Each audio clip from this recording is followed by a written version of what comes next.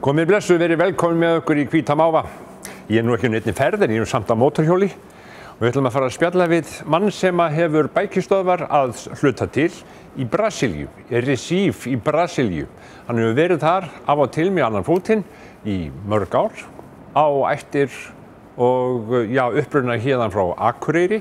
Vilhjálmur Ingi Árnason heitir hann og var þekktur íþróttafrömuður og íþróttagarpur árum áður.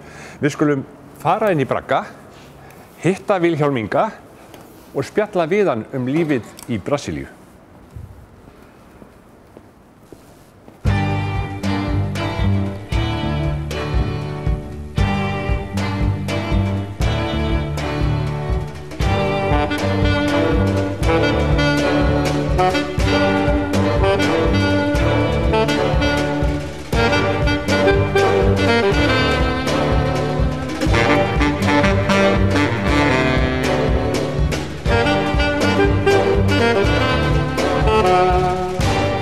Vilhjálmur Ingi, vertu velkomin. Já, það er fyrir gest.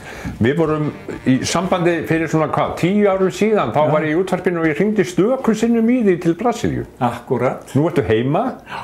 Ertu fluttur heim eða? Nei, ég er svona eins og maður segir á stöðugu flakki og ferðalagi. Já. Maður reynir maður þarf að halda sig innan þeirra takmarkana sem að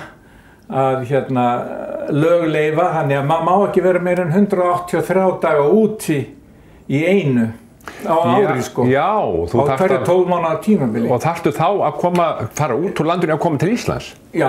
Til Íslands? Já, sko vegna íslenskra reglna. Við erum með þessi vistabönd ennþá í íslenskra heilbrigðiskerfinu. Já. Þannig að ef að þú ert lengur þá dettur þú út úr íslenska tryggingakerfinu og íslenska heilbrigðiskerfinu. Já. Og þetta býða aftur í 6 mánuði til að vera gjaldgengur Íslendingur á ný. Þannig að ef þú verður 185 daga og kemur svo til Íslands? Þá yrði ég að gera svo að borga allan læknisþjónustu sem að ég þyrfti að njóta hér. Já.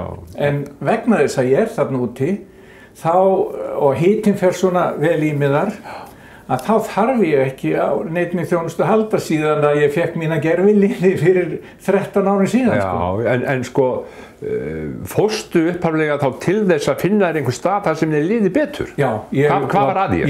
Sko, það er slitgigt og ég var búinn að, má segja, nauðga löppunum á mér í kennslu og í blaki og þegar ég sá að þetta gekk ekki lengur, sko, þá fór ég nú fyrst og lærði sjúkranutt og byrjaði með endurhæfingarstöðina og var með hana í 18 ár. En þegar eins og segja, þetta var farið að svona hrjá mig það mikið, þá fór ég skipulega bara að leita að stað til að vera og ég fór Miðjarðarhafið og þekkti lönd bæði í náttúrulega Slóveníu og þar. Já. En þar var bara og Spáni og þar var bara allt og kalt á veturna. Það fóru niður undir frostmark og enda flýja allir Íslendingarnir hingað heim á veturna. Já. Þannig að ég var svo heppinn að Castro gamli, hann bauð íslenskum alþingismönnum niður til Kúbu. Og til að fylla flugvélina þá fylgdu svona hinir og þessi með og þetta var mjög ódýr ferð. Og við vorum þarna niður frá í hálfa mánuð á vernduðu, lokuðu svæði sem að eingöngu kúbverska fékk að koma inn á. Þetta var bara svo inn í gripagirðingu, sko. Tilbúin veröld. Já, tilbúin veröld, algjörlega. En hvað það? Ég var svo í nokkra daga inn í Havana og mér leist það vel á þetta. Já, hvað hörðu, ég kem bara hérna næsta ár og fór aftur til Kúbu og skrifaði mig bara inn í háskóla í Havana og var í rúma 3 mánuði. Já. Og meðan ég var í skólanum. Hvað lærðu þar? Spænsku. Spænsku bara, já. Spænsku, já, spænska fyrir útlendinga. Og meðan ég var þar þá hitti ég stúlku frá Brasilíu og hún bauð mér til Brasilíu. Ég var nú ekkert alltof spenntur fyrir því. Ég sagði, þið talið portugölsku þar, ég er nú að spekulera í einhverju svona spænskumælandi. Nema hvað það var þarna amerískur kunningi minn sem var með mér í bekk. Hann var giftur brasilískri konu og hann sagði mig, Ingi, það miklu betra niður í Brasilíu heldur en hér á Kúbu.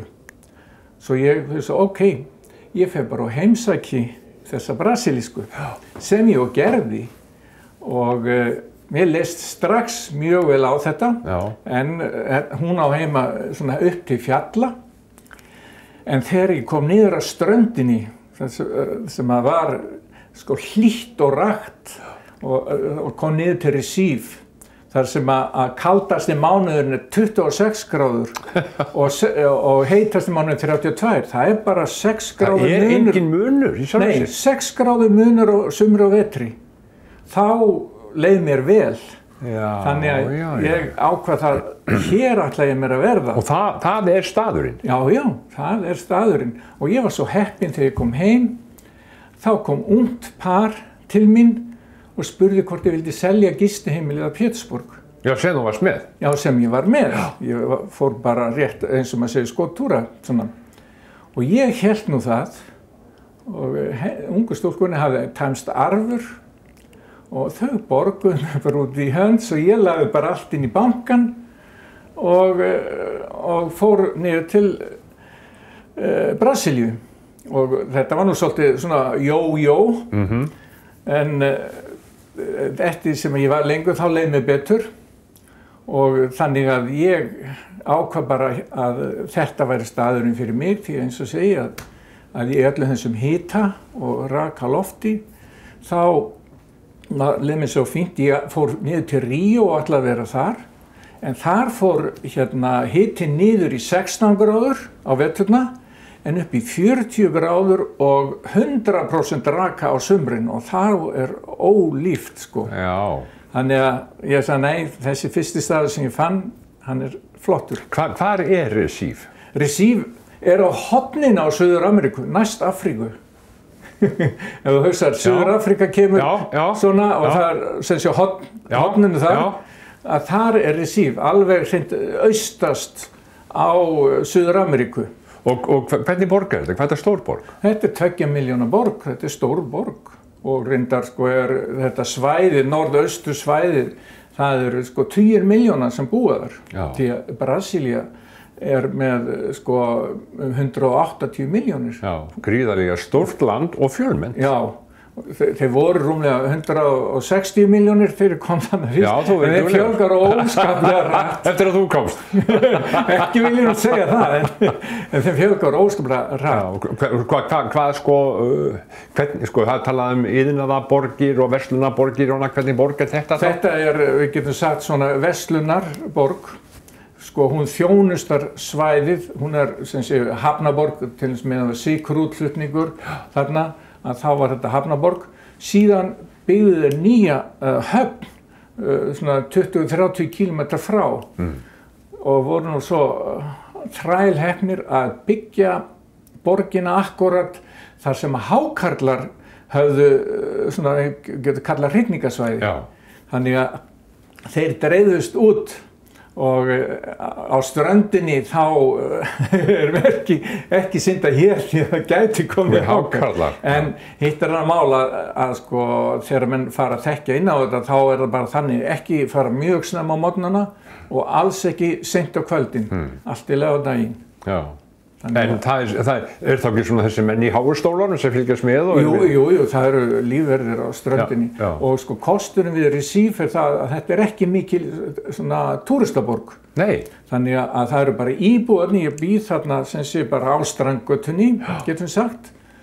Og það eru bara íbúarnir sjálfur sem á ströndinni, það lítið túrista og lítið sko túristahótel. Þannig að ég leigi mér bara íbúð þarna og það náttúrulega mjög hagstætt og var þegar ég kom þá var þetta sko meira en helmingi ódýrara heldur en hérna heima á Íslandi.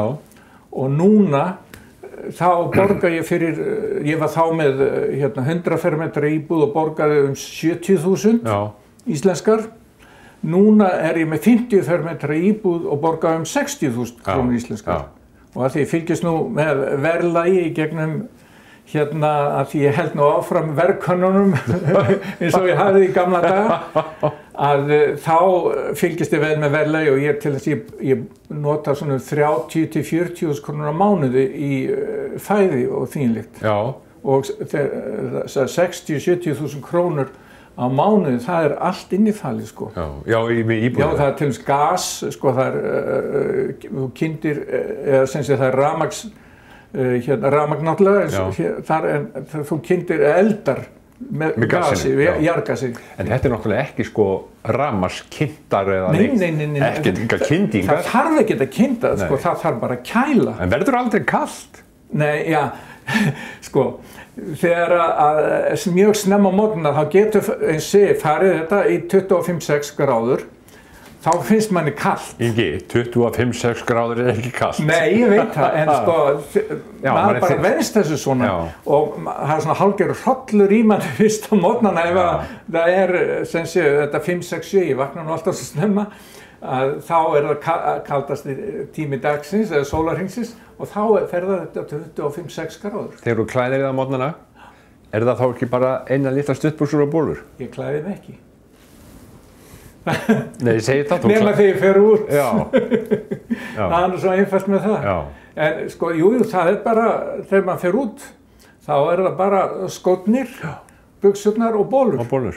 Og sko, það bara algeng sjón að sjá menn labba berfætt á göttunum bara í sundskýlunni. Þá bara íbúarnir þarna í göttunum í kring, ekkert að hafa fyrir því að vera með eitthvað óþarfa. Þannig að þeir labba bara á sundskýlunni og verða að fara út úr búningsklefanum í sundlauginni. Og þá labba kannski 200-300 metra bara eftir göttunum og niður í sjó, synda smávegis og snúsa sig. Og svo labbaði bara heim aftur. En er ströndin og sjórinn sko stór þáttur í lífi, svona daglegu lífi hvers manns? Já, sko allavega í þessu hópi sem ég þekki þarna, þetta hverfi, sko, þessi strandgata, að þetta náttúrulega dýrasta svæði í borginni. Það hægt að vera með húsnæði sko miklu ódýrara, þú getur farið 20-30.000 þess vegna ef þú ert lengra frá sjónum. Já. Og það fólk þarna sækir mikið sjón. Þetta mest, eins og sagði, mest íbúarnir sjálfur sem að sækja ströndina og náttúrulega sérstaklega helgar alveg pakkað á ströndinni? Já, af sko mönnum sjálfum, Brasilíumönnum sjálfum og einn túristi. En verðurðu sko, vekurðu athygli fyrir bara hvernig þú lítur út svona ljós yfir? Já, það náttúrulega sko ekkert mjög mikið af ljósarðum og hávaxnum mönnum. Þannig að maður greinilegur útlendingur. Já. Og til dæmis sko að fyrst eftir þá þurfti maður að passa sig á því að verði ekki fyrir einhverju svona smá árast. Ég hef náttúrulega lent í því að til dæmis þegar ég var á ströndinni í Ríó og var að fara að taka mynd einmitt af vinkonu minni, þessari brasilísku, og segja eitthvað svona með þetta voðalega rómantískt með hafið og hvít fiksandi öldur bak við hana. Það var allt í einu gripið í hendurnar á mér. Þá voru það 2 guttar sem hefðu bara verið á ströndinu fyrir neðan hótelið og af því þetta var orðið á kvöldlagi, þá það, og svo hélt annar bara á brotinu bjórflösku eða hálsinn á mér sko. Og þeir ætluðu að rífa allt af mér. Ég hugsaði, ég ætla ekki að láta þess að anskota. Kemur Íslendingurinn upp í? Já, alveg reynd og lá ég að sko, nei! Og svo bara slagsma við, kútveltust á ströndinni og þeir hljóp í burt.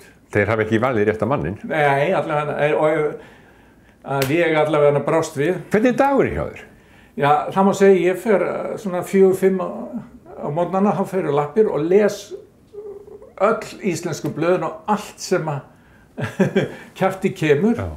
Og svo fer ég og geri minn hádegismat og svona og ég náttúrulega æfi alla daga, eða 6 sinnum í viku og þá fer maður í heilsuræktina. Æfirðu 6 sinnum í viku? 6 sinnum í viku, já. Hvað ertu gamall? Ég núna rúmlega 70. En eins og ég hef alltaf predikað við mína nemendur sem íþróttakennari að aðalatriði að halda sig við, aldrei að stoppa. Þetta er alltaf að halda sig við, það er það sem að gildir. Já. Og eins og þarna ég fréttaði þegar ég var akkurat í Brasilíu að heimsmeistaramót á öldunga átti að vera í Brasilíu. og þegar ég ætlaði að fá að fara á völlinn til að æfa, þá nei, við viljum eitthvað útlendinga hér. Það var náunginn sem var yfir vellinu, þetta var flunkunýr tartan, hlaupabraut og svona, og ég fekk ekki fara. Þannig að góðráður dýr, ég fekk mér kústskaft og gerði spjót úr því og fór svo bara eldsnemma á morgnana niður á strönd og æfði spjótkast með kústskafti. Já, það var náttúrulega ekki hægt að vera með spjóti, það var vopn. Já. En að vera með kústskaft var allt í lagi. Já. Og svo hafði ég bara 5 kíló sandpoka til að æfa kúluna. Já. Og kepptirðu svo? Já, ég varð númer 10 í kúlu og 11 í spjóti í heiminu, sko. Þetta var á heimsmeistaramóti. Og menn frá, sko, öllum löndum? Öllum löndum, já. Nú verður aldrei fólk frá öllum löndum, ólympíuleikar? Já, hörðu, það er nú eitt, sko, nú er allt í steik þarna í pólitíkinu og öllu. Þeir voru nú seinir þegar fótboltinn var, en það reddaðist og menn voru nokkurn veginn sammála það að hætta öllu vesenni. En núna er náttúrulega fyrir utan þessa síkaveiru sem að börn fæða, sko, vandsköpuð, að það er mikið lótt í. Og svo leika verktakar það að vera seinir með verkin, og það var á fótboltanum líka, þá fá þeir ekstra borgun fyrir að flýta sér og klára. Það er svo mikið spilling þarna niður frá að það hálfa væri nóg, og þetta sem sé er alveg viðtekið venja. Er þetta að lýsa því hvernig þetta þjóðfélag er? Sko, það sem er og slær maður mest er munurinn á lífskjörum. Það voru gríðalegur stór hluti fólksins er fátækur, það var sama og engin millistétt, og svo voru örfáir sem hefðu svo mikið pening og mikið fjárra að það hálfa væri nóg. Misskiptingu var svo gríðaleg. Þess vegna var meðal annars það að glæpir voru mikið því að menn hefði enga tapa, sko, ungt fólk sem var fátækt. Svo gerist það þarna fyrir einum 12-14 árum að verkamannaflokkurinn kemst að og þeir koma því inn að reyna að hækka standardinn lifistandardinn á fólki, og eitt af því sem þeir gerðu var að þeir höfðu það sem var kallað Bolsa Familia, að fólk fekk lágmarkslaun eða sá að börnin færu minnst að kosti 75% með 75% mætingu í skóla og létu bólusetja sig. Þá fenguðu lágmarkslaun og á þessu lifðu margar fjölskyldur. Síðan var annað kerfi sem hét Minha Casa, Minha Vida, húsið mitt líf, og það var svona, við kallað verkamannabústaðakerfi, og þarna fengum við 10.000 ný hús og var reynt að fækka í favelunum, en það sem að gerist náttúrulega er það að landbúnaður verður alltaf erfiðari og erfiðari, og þá flykkjast menn inn til borga eins og Ríó og São Paulo. São Paulo er 20 milljónir þarna og gríðarlega stór, og kerfið virkaði svo hægt og það var ekki búið að skipuleggja, þannig að menn hóluðu bara niður byggingum svona eftir, og í Ríó náttúrulega alveg frægar favelur upp í hlíðunum. Það var engin stjórn á þessu, en allavega, sko, að gallinn er það að það eru örfá svona pínlítið lífistétt sem eru óhemju pening. Sko, Brasilíumenn voru að kaupa, sko, eignir í London, og þegar kreppan var 2008, þá bjargaði það Flórida að það voru Brasilíumenn sem kom og keyptu hverja eignina á fætur annarri og héldu þó verðinu aðeins betur. Þannig að, en núna er komin kreppa í Brasilíu og þá hrynur allt, og þess vegna er þessi náttúrulega viðgerðum á því útlendingarnir að húsalegan hjá okkur lækkar. En þarna er sem sé mikil umskipti, og núna eru komin við stjórnvöld, sko, forsetann var ýtt frá núna að mönnum sem eru, sko, bara þau voru glæpamenn innan þinginu. 60% brasilískra þingmanna eru með mál á hendur sér í lögreglumál fyrir spillingu, mútur og þvíumlíkt, en forsetinn, það hefur ekkert sannast á hana. En það sem hún er rekin núna fyrir er það sem að allir hafa gert, að fyrir kosningarnar í 3, 4, 5 mánuði þá fresta hún að greiða út úr ríkiskassanum það sem átt að greiða. Já. Þannig að það safnaðist peningu, þetta leit þá vel út. Já, þannig að þetta þurfti að líta vel út. Já, en sko hún hafði ekki gert neitt ólögt fyrir sig. En þessi náungari, sá sem var næstur og eftir henni varaforsetinn, hann átti 2 milljónir erlendis sem hann hafði þegið í mútur. Það máli bara á dögun og þá þriðja eftir honum var líka með 1. Og eins með borgarstjóri São Paulo, að hann, náttúrulega 20 milljónum borg, að það var allavega framkvæmdir sem var að gera. Hann tók sín 2–3% af því. Svo komust þeir að því að hann var með gríðarlega stóran bankareikning í Sviss og hann sagði, þetta er ekki mínir peningar þó að væri nafnið hans og lögin eru þannig í Brasilíu ef þú kemur ekki með orginalinn þá sko afrit og ljósrit er ekki tekið gild og hann sagði að þetta er ekki mínir peningar þó allir vissu að þetta væri peningarnir hans. Já. Næst þegar það verið kosningar núna bara fyrir 4 mánuðum síðan þá fekk hann 30% atkvæða.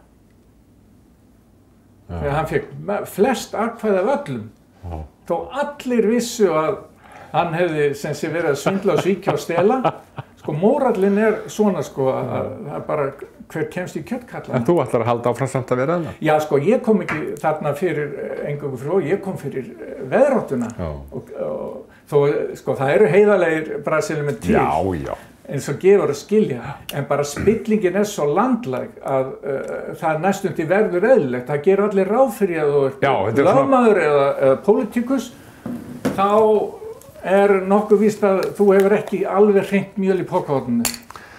Þú ert hérna heima, sko, hvernig eyðir þú deginum í dag? Núna, það er svolítið skemmtilegt með það, þegar ég var hérna og er náttúrulega í Náttúrulækningafélaginu og ég var forseti Náttúrulækningafélags Íslands á tímabili þegar við fórum að setja trukk í bygginguna hérna í Kjarnalundi. Kjarnaskó, já. Já. Og hérna ég sem sé stóði með öðru félagsfólki hér í þeirri uppbyggingu og síðan hérna þegar að Sighvatur ákvað að setja pening í sjúkrahúsið og gera stórt sjúkrahúsið þá allt í einu fengum við að vita það væri ekkert not fyrir okkur lengur. Já. Þannig að það sem við höfum miðað að gera eins og í Hveragerði hér í Kjarnalundi að þá datt botninn úr því og þá fórum við út í það að vera með gistingu þarna og Hótel Harpa leigði. Svo hérna kom Akureyrarbær og leigði og pabbi og mamma þau voru í Kjarnalandi. Já, þannig að sko þau voru sín síðustu æviár í Kjarnalundi og núna þá er það þannig að sonur minn er hérna kærasta sonar míns. Hún er dóttir hérna manns sem er búinn að kaupa Kjarnalund. Þannig að núna er ég á fullu hérna í fríinu minni í sjálfboðavinnu í að gera Kjarnalund kláran fyrir sumarið í gistiþjónustunni. Já. Þannig eins og var að segja við Magnús sem keypti Kjarnalund að þetta er bara gangur lífsins hérna. Ég byrjaði að byggja hérna og svo bara fjölskyldum, pappa og mamma eru sín síðustu ár og svo er ég að koma að hjálpa til. Þú ert komin aftur út, komin í skottið á þér? Já, já, það er að segja, þetta er bara hringrás, virkilega bara gaman að þessu. Sko. Já, þú nefnir son þinn, sko, hvernig er fjölskyldubandið þín? Já, ég náttúrulega var giftur Helenu Dejak og hérna við höfum 2 syni og Árni, hann vinnur á Nonna og svo er þetta Vilhjálmur Ingi í Reykjavík. Og grafískur hönnuðu þar. Og sem sé Árni og kærastan hans þarna í Hótel Kjarnalandi núna. Í hótelinu? Já, að vinna. Og ég kem þarna einn í viðbót og á afabarni mitt, sem sé, Magnús Ingi, hann er þarna náttúrulega líka, hann er orðin rúmlega, verður sem sé ársgamall í júli, 20. júni. Splungun í bad? Já. Heyrðu Ingi, Vilhjálmur Ingi Árnason, það var gaman að fá að tala við því. Það væri alveg til að tala við því miklu lengur. Það getur vel verið, ég myndi einhvern tíma kalla til þín aftur þegar hún kemur til Íslands. En ég þarf að ljúka þessu með að taka mynd af þér.